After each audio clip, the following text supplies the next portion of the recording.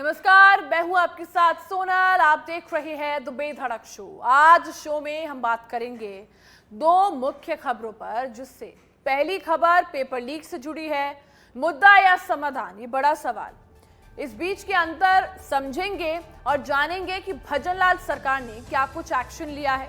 साथ ही paper leak मामले को लेकर एक बड़ा सवाल जो कहीं ना कहीं लोगों के जहन में है कि एसआईटी का गठन अभी हुआ है, ये पहले कभी क्यों नहीं हुआ? क्या पूर्ववर्ती सरकार को युवाओं के भविष्य की चिंता नहीं थी? क्योंकि ये पेपर लीक एक मुद्दा रहा है राजस्थान में, और अभी से नहीं बल्कि कई सालों से। लेकिन ऐसा क्या हुआ जो काम पिछले इतने सालों से नहीं हुआ?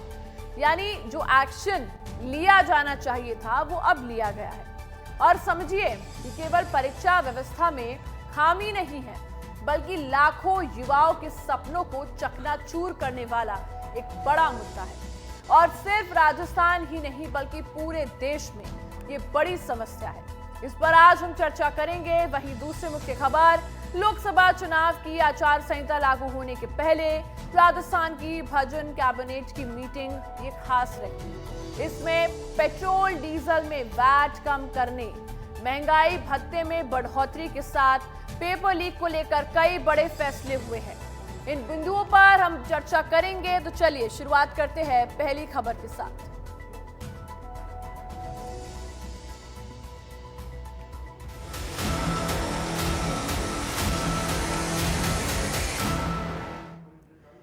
तो देखिए, राजस्थान में पेपर लीक के खिलाफ जीरो टॉलरेंस की रणनीति पर भजन सरकार शुरू से ही एक्शन मोड में है। पेपर लीक और नकल पर पूर्ण रोक लगाने की दिशा में पहले से गठित एसआईटी के साथ एसओजी कई बड़े बड़े खुलासे कर रही है। इस कड़ी में गुरुवार को मुख्यमंत्री भजनलाल शर्मा ने रिव्यू बैठक की। साथ ही एसओजी की एक्शन को लेकर पीठ थपथपाई। पेपर लीक में हर रोज हो रहे खुलासे के बीच इस बैठक में सीएम भजनलाल ने कहा कि पेपर लीक प्रकरण की प्रगति रिपोर्ट जारी है और उचित दिशा निर्देश यहां पर दिए। अब इस केस में युवाओं के भविष्य के साथ खिलवाड़ करने वालों को किसी भी कीमत पर बख्शा नहीं जाएगा। साथ ही पेपर लीक को लेकर जो भी लंबित मामले हैं उनका खुलासा करने का लगातार प्रयास किया जा रहा है। पहले ये रिपोर्ट देखिए, फिर इस पर चर्चा करते हैं। भजन सरकार ने जो कहा वो किया। पेपर लीक, खुलते राज, कसता शिकंजा। पेपर लीक के खिलाफ एक्शन में सरकार, कार्रवाई पर कार्रवाई। भजन टीम की सेंध, नकल पर जीरो टॉलरेंस, कटघरे में आरोपी। पेपर लीक के खिलाफ भजन सरकार ने जो कहा सो किया। जो मुद्दे पहले विधानसभा चुनाव में गूंजा और कहा गया कि पेपर लीक की जांच होगी, कोई बख्शा नहीं जाएगा। और इस कड़ी में टीम भजन के साथ एसआईटी और एसओजी लगातार समीक्षा करते हुए बड़े खुलासे किए गए। मकसद साफ रहा, पेपर लीक के खिलाफ जीरो टॉलरेंस की रणनीति अपनाते हुए बीजेपी की घोषणा पत्र के अनुसार एक्शन करके पूर्व कांग्रेस सरकार को कटघरे में खड़ा करना रहा। इधर पेपर लीक के खिलाफ जीरो टॉलरेंस राजस्थान में पेपर लीक के साथ नकल पर पूर्ण रोक लगाने की दिशा में समीक्षा की। ओटीएस आवास पर एसओजी की टीम के साथ समीक्षा में सीएम ने अधिकारियों को उचित दिशा निर्देश दिए और कहा कि युवाओं के भविष्य के साथ खिलवाड़ करने वालों को किसी भी कीमत पर बख्शा नहीं जाएगा। हमारी सरकार शुचिता पूर्वक एवं पारदर्शी तरीके से परीक्षा संपन्न कराने के लिए वचनबद्ध है। इसे लेकर सीएम भजनलाल ने ट्वीट किया और कहा कि पेपर लीक के सारे मकड़ जाल का खुलासा होगा और किसी को भी बख्शा नहीं जाएगा।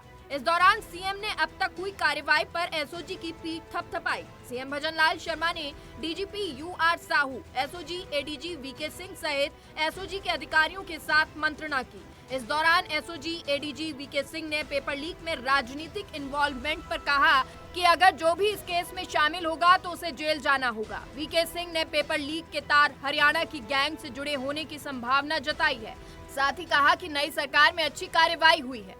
एसओजी द्वारा जो लगातार कार्रवाई की जा रही थी और ये जो लेटेस्ट खुलासा हुआ था 2021 में जो सब इंस्पेक्टर भर्ती हुई थी, भर्ती का एग्जाम हुआ था, उसमें जो गड़बड़ियां हुई थी उसका खुलासा, पूरे गैंग का खुलासा करके और लाभार्थियों को जो गिरफ्तार किया गया था, इससे विशेष तौर से युवाओं में और दूर दराज के गांव में भी जो कानून में आस्था रखने वाले लोग हैं उनमें काफ़ी अच्छा मैसेज गया था। एसओजी को भी और सरकार को भी जगह जगह से ये फीडबैक मिल रहा है लगातार कि ये कार्रवाई बहुत दिनों से अपेक्षित थी और अब जाके नई सरकार में यह कार्रवाई हो रही है।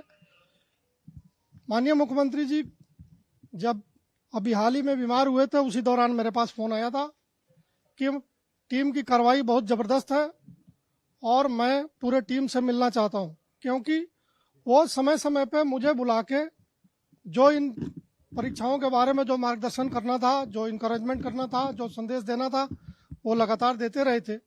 लेकिन उन्होंने इच्छा व्यक्त की कि मैं पूरे टीम से मिलकर एक बार उनको ये बताना चाहता हूं कि ये जो कार्रवाई हुई है वो राजस्थान की जनता के लिए कितना महत्वपूर्ण और जो निराश युवक थे उनके मन में कितना आशा बढ़ने वाला था।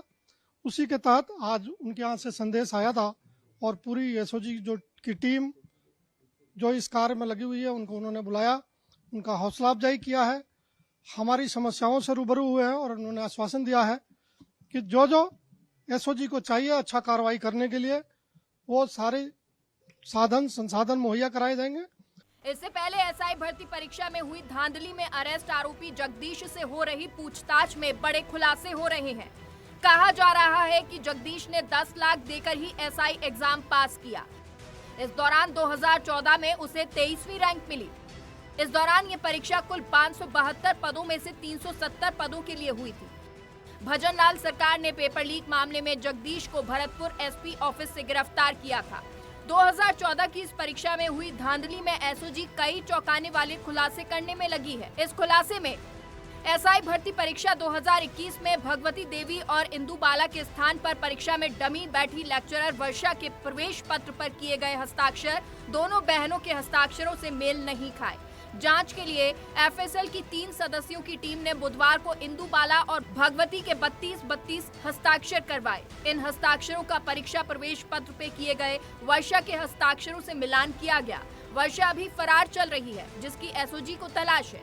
चचेरी बहन भगवती के गिरफ्तार होते ही इंदु बाला छुट्टी लेकर भागी। एसओजी ने एसआई भगवती को 14 सब इंस्पेक्टर्स के साथ ही आरपीए ट्रेनिंग सेंटर से गिरफ्तार किया था। इसके दूसरे दिन ही इंदु बाला 3 दिन की छुट्टी लेकर चली गई, लेकिन वापस नहीं आई। भगवती से पूछताछ में डमी परीक्षार्थी बैठकर पास होने की जानकारी मिली। तब इंदु बाला की तलाशी शुरू हुई। उसे ब्यावर के नजदीक बर कस्बे से गिरफ्तार किया गया।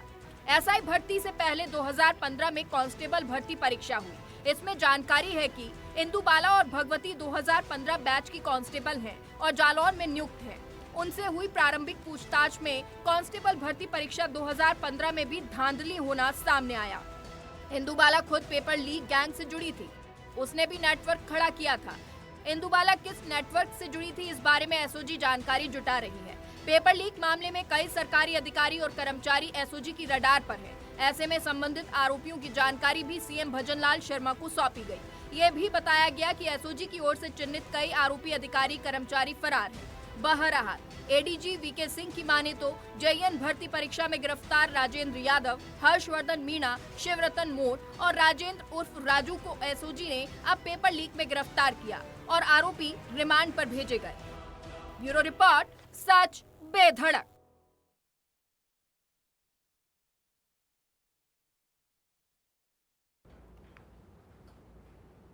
तो रिपोर्ट आपने देखी। अब देखिए, सरकारी नौकरी पाने का सपना हर उम्मीदवार देखता है। इसके लिए वह सालों तक मेहनत और घंटों पढ़ाई करके परीक्षा में इस उम्मीद से बैठता है कि उसे बाकी उम्मीदवारों से अच्छा करके सफल होना है। लेकिन पेपर लीक की घटनाएं ऐसे अभ्यर्थियों का हौसला तोड़ देती है। पेपर लीक, नकद के बदले नौकरी के कारण अयोग्य उम्मीदवार बाजी मार लेते हैं, जो कि सरासर गलत है और गैर कानूनी है। एक और बढ़ती बेरोजगारी, दूसरी खाली पद भरने की जो विज्ञप्तियां है उसकी 2-2 साल बाद निकलती है। ऊपर से परीक्षा आयोजन तक पहुंचने की लंबी प्रक्रिया पार करने में ही 2-2 साल और बीत जाते हैं।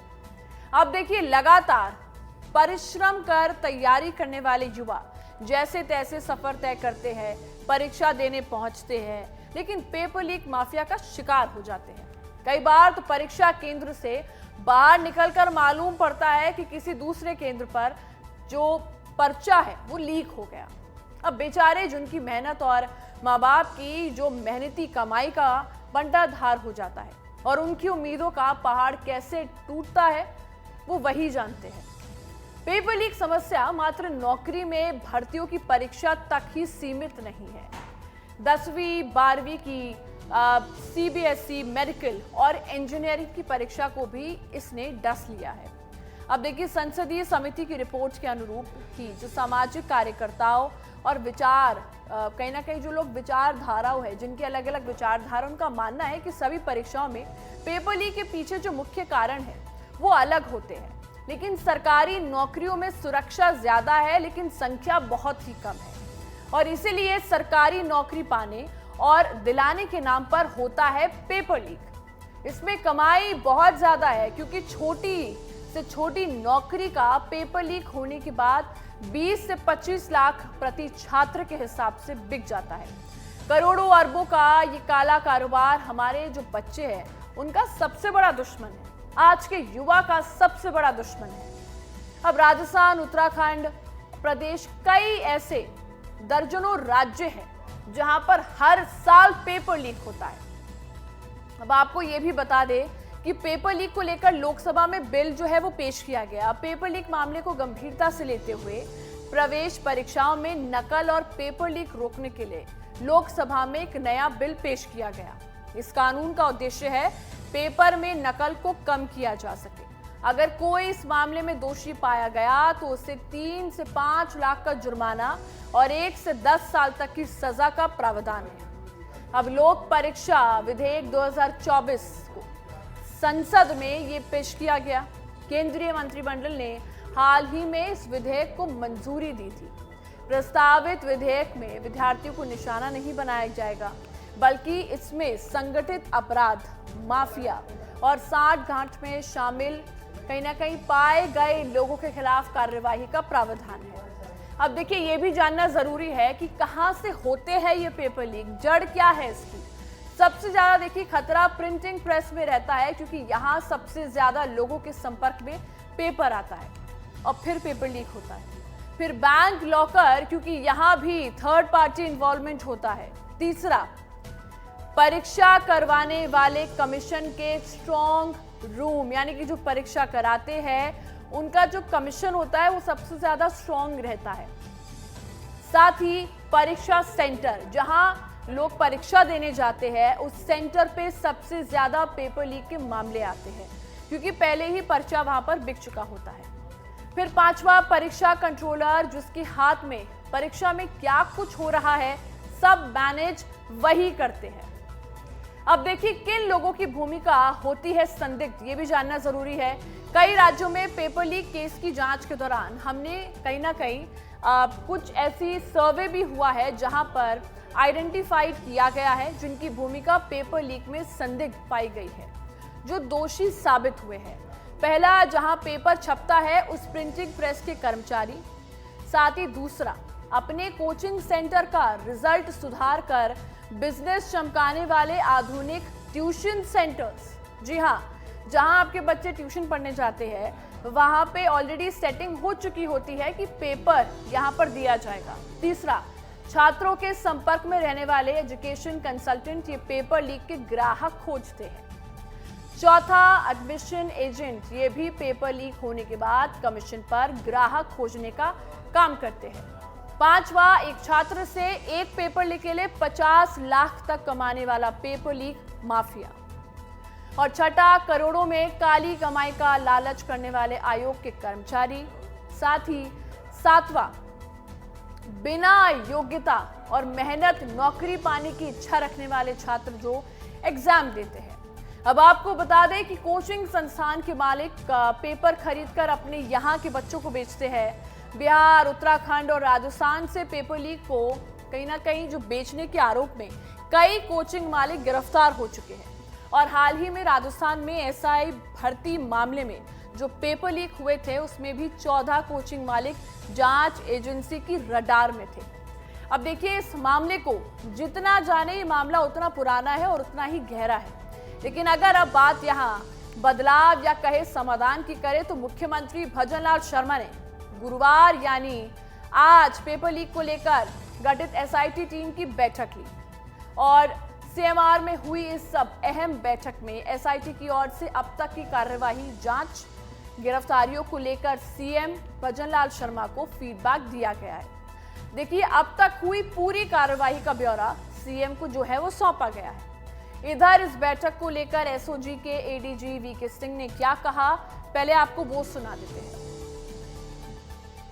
एसओजी द्वारा जो लगातार कार्रवाई की जा रही थी और ये जो लेटेस्ट खुलासा हुआ था 2021 में जो सब इंस्पेक्टर भर्ती हुई थी, भर्ती का एग्जाम हुआ था, उसमें जो गड़बड़ियां हुई थी उसका खुलासा, पूरे गैंग का खुलासा करके और लाभार्थियों को जो गिरफ्तार किया गया था, इससे विशेष तौर से युवाओं में और दूर दराज के गांव में भी जो कानून में आस्था रखने वाले लोग हैं उनमें काफ़ी अच्छा मैसेज गया था। एसओजी को भी और सरकार को भी जगह जगह से ये फीडबैक मिल रहा है लगातार कि ये कार्रवाई बहुत दिनों से अपेक्षित थी और अब जाके नई सरकार में यह कार्रवाई हो रही है। राजस्थान में पेपर लीक एक बड़ा मुद्दा बनकर सामने आया। युवाओं के भविष्य पर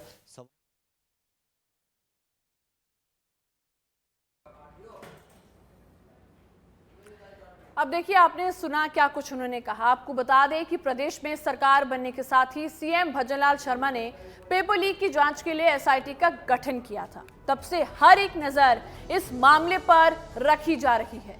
पेपर लीक मामले में कई सरकारी अधिकारी और कर्मचारी एसओजी की रडार पर है। अब ऐसे में उनसे संबंधित सभी जानकारी भी आज बैठक में सीएम भजनलाल शर्मा को सौंपी गई है और यह भी बताया जा रहा है कि एसओजी की ओर से चिन्हित कई आरोपी अधिकारी कर्मचारी जो है वो अभी भी फरार है। उनकी सैलरी और भत्ते रोकने के लिए भी कहा गया है ताकि फरार आरोपियों पर शिकंजा कसा जा सके। अब यहाँ कुछ सवाल देखिए पैदा होते हैं कि आखिर इस मुद्दे को जड़ से खत्म करने के लिए सरकार और कौन से बड़े फैसले ले सकती है, क्योंकि अगर ये मुद्दा पूरी तरह से खत्म नहीं होता है तो बहुत से युवाओं का भविष्य खतरे में है। अब कुछ सवाल ये भी आते हैं कि सरकार और क्या कुछ कर रही है।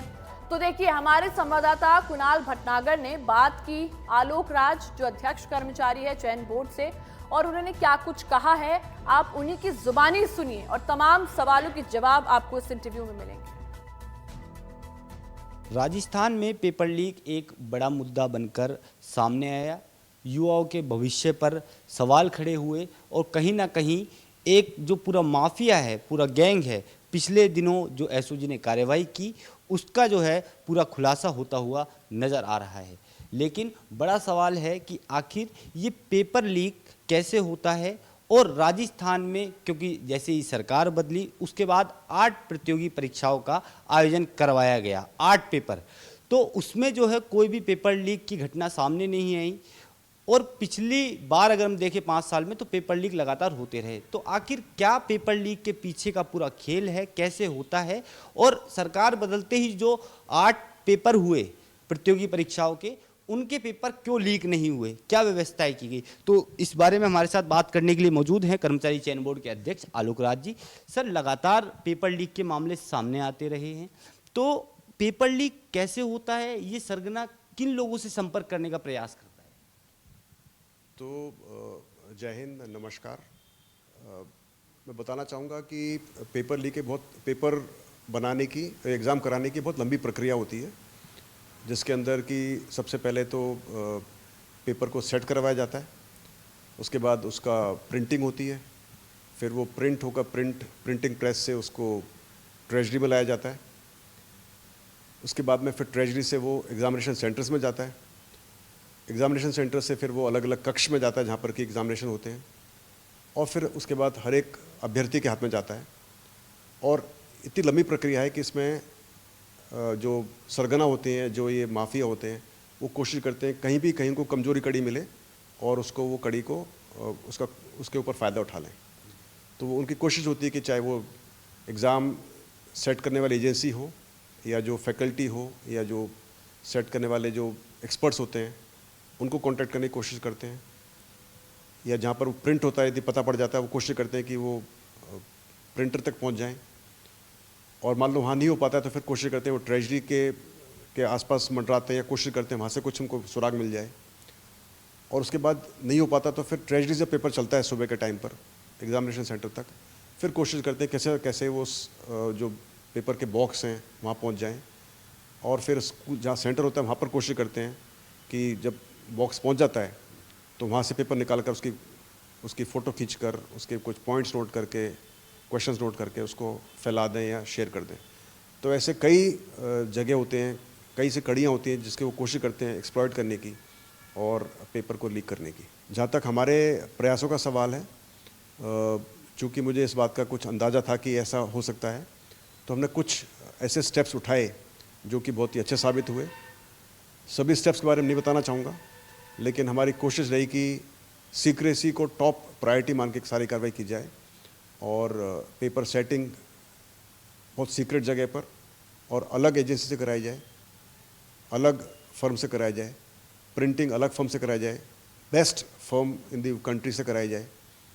और हमने बहुत ही आप देखेंगे हमारे जो पेपर हुए हैं उनकी जो सिक्योरिटी फीचर्स हैं वो हाईएस्ट हैं। मल्टीपल लेयर्स में पेपर पैक होता है और इसकी ज़ीरो संभावना है कि यदि उस पैकिंग से पेपर निकल जाए तो पता ना पड़े, बिल्कुल पॉसिबल नहीं है। हमारे जो पेपर्स होते हैं वो गत्ते के बॉक्स में, उसके बाद टेम्पर प्रूफ स्टील के बॉक्स में, मल्टीपल लॉक्स, उसके बाद में फिर 3 और 4 लेयर्स जो कि बॉक्सेस की होते हैं उसमें होते हैं, फिर टेम्पर प्रूफ सील फिल्म्स वाले बॉक्स में होते हैं। और जो हर एक जो बुकलेट होती है वो भी सील्ड होती है और उसको भी निकालना मुश्किल होता है। पेपर माफिया संपर्क करने की कोशिश करते हैं, तो ऐसा हुआ है क्या कभी संपर्क करने की कोशिश की हो आपसे? क्योंकि हनी ट्रैप का मामला भी देखा गया है कि कोशिश करते हैं वो कैसे ना कैसे फंसाया जा सके। तो माफिया तो ज़रूर कोशिश करने की कोशिश करता है, लेकिन आपको पता नहीं पड़ेगा किसने कैसे कोशिश की है। वो डायरेक्ट आपसे कभी कांटेक्ट नहीं करेंगे, लेकिन हनी ट्रैप के ज़रिए कर सकते हैं। इसलिए सभी को बहुत चौकन्ने रहना पड़ता है। और मैंने भी अपने पूरे स्टाफ को ब्रीफ किया हुआ था और जो पेपर सेट करते हैं उनको भी पता होता है इसके बारे में कि ऐसा हो सकता है, तो वो भी उसके बारे में बताते हैं। तो ये कोशिश तो जारी रहती है माफिया की, कैसा कैसे उनको कोई मौका मिले, कोई कमज़ोर कड़ी मिले और उसको वो एक्सप्लॉइट करें।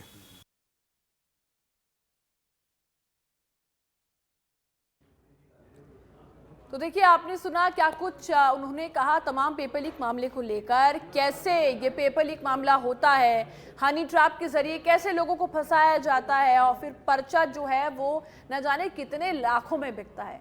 लेकिन जब से भजनलाल सरकार आई है, एसआईटी का गठन हुआ है और आज भी भजनलाल शर्मा ने ये कहा है, जो मुख्यमंत्री राजस्थान के, उन्होंने कहा है कि पेपर लीक माफियाओं पर अभी और भी कार्यवाही होगी और भी ऐसे लोग हैं जिनको पकड़ना बाकी है और लगातार स्ट्रिक्ट इन लोगों पर कार्यवाही की जाएगी।